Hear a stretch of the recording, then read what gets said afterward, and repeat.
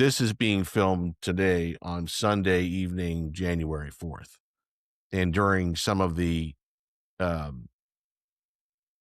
Sunday news talk shows, Meet the Press, et cetera, I think I heard that there was Senator Chuck Schumer making this bold declaration about, well, we have the War Powers Act. And I'm pretty sure, I hope I'm not misquoting, but this is what I remember him saying on air, and someone who should really know better. He told the person, the interviewer, and obviously to everyone who's listening, if we are able to get a resolution done in both houses of Congress under the War Powers Act, and we can shut down anything that the Trump administration does in Venezuela immediately. And as we said in our last special report, and we'll say it again now, and I think we said it at the beginning of this one, the War Powers Act from 1973 basically requires the president to give Congress notice of what he's doing, and then he has 60 days. And if Congress doesn't jump on board or try to block it, he's got 60 days to do what he wants. So nothing's going to stop right now, even if Congress invokes the War Powers Resolution of 1973, it's not going to stop immediately. Yeah. I mean, and not to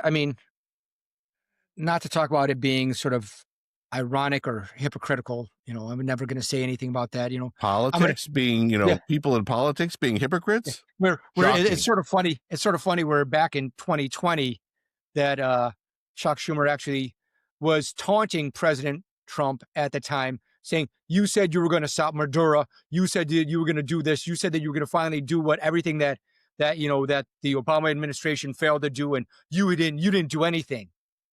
Well, dude, now all of a sudden you're upset that he's doing something, but that's politics for you. That's yeah. I mean, as I said previously, my understanding was that the Biden administration, whether it was just for show or whatever, but at least they said it. So you should take people at their word of what they say. They put a bounty on Maduro's head saying anyone who brings him to lawful justice has $25 million or something like that. Will Trump get that now? Well, yeah, I don't think so. But before we went live tonight, I think I saw something from former Vice President Harris, who called this action such a horrible thing and blah, blah, blah. But her administration was giving a $25 million bounty. Never mind. The politics. So, I don't care whether you're a Democrat or Republican. Right. Right. I mean, and that there's the political aspect of this, and that's something, again, where Rob and I are trying really hard to keep from going into the political realm, because if we go into that, that's another hour discussion, and who knows, maybe we'll do like another thing where it's, once people start subscribing, that we'll have like, the behind the scenes where we're having discussions, before we start recording. There's a lot of other political ramifications and political reasons why, again, if we went into apart from this Article 2, Section 8 powers of the president as a commander-in-chief and his authority under that, but his authority as the lead policymaker and as well as national security person, as well as being the head of state, he has a lot of authority under that as well, where a lot of it comes down to where you should advise Congress, but you don't need consent from Congress or the Senate to carry out certain actions, to make them lasting and official.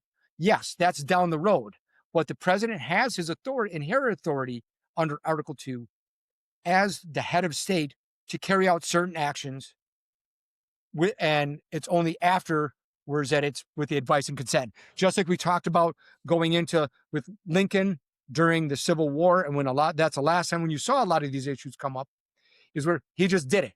And also with Roosevelt during World War II, I did it and then asked for consent and support of Congress later on. They've all do the same thing. Better to ask for forgiveness. To beg forgiveness than ask permission. That's right. Not that that's good, bad, or indifferent. Now, what we're going